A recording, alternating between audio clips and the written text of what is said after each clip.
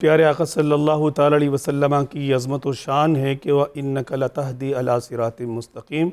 اللہ نے اپنے پیارے محبوب علیہ السلام کو رفعتوں کا یہ تاج بھی عطا فرمائے کہ محبوب آپ صراط مستقیم کی طرف لوگوں کو چلانے والے ہیں، سبحان اللہ، آپ لوگوں کو ہدایت دینے والے ہیں اللہ کی عطا سے۔ اور یہ وہ ہدایت ہے کہ جس کا مکالمہ، جس کا بیان اللہ تبارک تعالیٰ نے سورۃ الفاتحہ کی قرات کے درمیان جو ہے وہ بیان فرمایا، جب اللہ رب العزت نے اپنی ذات و صفات کی معرفت اور اس کے بعد عبادت اور حقیقی مددگار ہونے کا ذکر کیا، تو اس کے بعد پھر ایک دعا تعلیم فرمائی کہ جب سارا تمہارا جو ہے وہ اعتقاد کا باب جو ہے وہ مکمل ہو گیا اور عبادات کا باب مکمل ہو گیا، تو اب تمہیں جو معاملات زندگی ہیں اور پھر یہ اعتقاد اور عبادات کے جو معاملات ہیں، اس میں استقامت حاصل کرنے کے لیے اور اس میں راہ ہدایت پر مستقیم ہونے کے لیے ضروری ہے کہ تم اپنے رب سے صراط مستقیم پر چلنے کی دعا مانگو۔ اب پیارے آقا صلی اللہ تعالیٰ علیہ وسلم نے اس تناظر میں صحابہ کرام رضوان اللہ تعالیٰ علیہ مجمعین کی بڑے سہل اور آسان انداز میں تربیت اور تعلیم فرمائی۔ حضرت جابر بن عبداللہ رضی اللہ تعالیٰ عنہ سے مروی حدیث پاک، عبداللہ ابن مسعود رضی اللہ تعالیٰ عنہ سے مروی حدیث پاک میں الگ الگ مضامین کے ساتھ جو کرکس ملتا ہے مضمون کا، وہ یہی ہے کہ حضور صلی اللہ علیہ وسلم نے زمین پر ایک سیدھا خط کھینچا اور پھر دو خط جو ہے وہ آپ نے رائٹ سائڈ پہ اور دو خط جو ہے وہ لیفٹ سائڈ پہ کھینچے، اور اس کے بعد فرمایا کہ یہ جو سیدھا خط ہے یہ صراط مستقیم ہے، اور اس سے دائیں اور بائیں دونوں طرف نکلنے والے جو خطوط ہیں، ان رستوں پر شیطان بیٹھا ہوا ہے جو تمہارے لیے طرح طرح کی جو ہے وہ اس میں جو ہے وہ تمہارے لیے اس کشش پیدا کرتا ہے، اور تم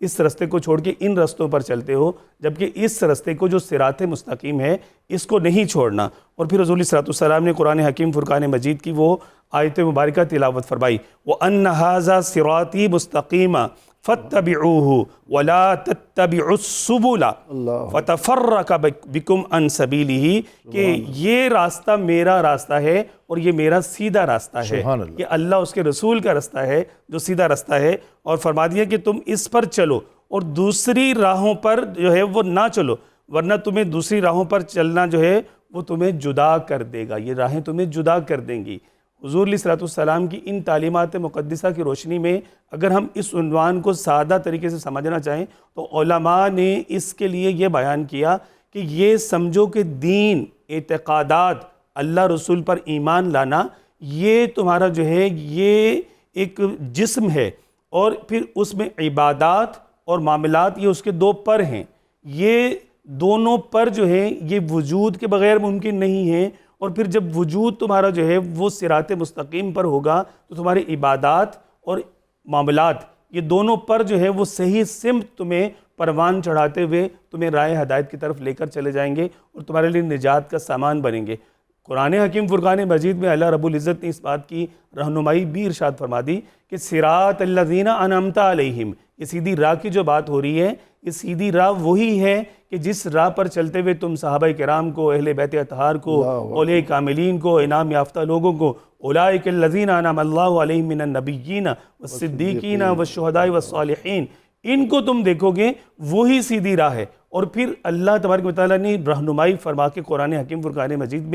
میں اس آیت مبارکہ سے بڑا لطف لیتا ہوں، اور ناظرین سے بھی کہوں گا کہ اس کے صحیح مفہوم اور معنی اور مطلب کے ساتھ اس کو سمجھیں گے تو آپ کے دل سے مایوسی ختم ہو جائے گی، اور آپ کو یقیناً اللہ سیدھی راہوں کا راہی جو ہے وہ فرما دے گا۔ اللہ تبارک و تعالیٰ نے فرمایا یا ایھا الذین آمنوا اتقوا اللہ وکونوا مع الصادقین، ایمان والو تقوی اختیار کرو، وکونوا مع الصادقین، اور سچوں کے ساتھ ہو جاؤ۔ یہ سچوں کے ساتھ ہونا یہ صراط مستقیم ہے۔ جب رب یہ فرما رہا ہے قرآن میں کہ سچوں کے ساتھ ہو جاؤ، تو اس کا مطلب یہ ٹھہرے گا کہ کوئی بھی زمانہ ہو، کیسے بھی فتنوں کا دور آ جائے، کتنا بھی قرب قیامت کا زمانہ آ جائے، زمانے میں کیسے بھی شرور و فتون جو ہیں وہ مطلب ان کا عروج ہو جائے، لیکن پھر بھی سچے موجود رہیں گے۔ سچے موجود رہیں گے تو ان کے ساتھ ہونے کا حکم کیا ہے۔ تو ہمیں سچوں کے تلاش کر کے ان کا دامن پکڑنا چاہیے، اور حضور صلی اللہ علیہ وسلم جو ہے وہ یہ دعا فرمایا کرتے تھے کہ اللہ تبارک و تعالیٰ کی بارگاہ میں کہ اے رب تو مجھے راہ ہدایت پر مستقیم فرما، ثبت قلبی علی دینک، اے رب تو میرے دل کو جو ہے میرے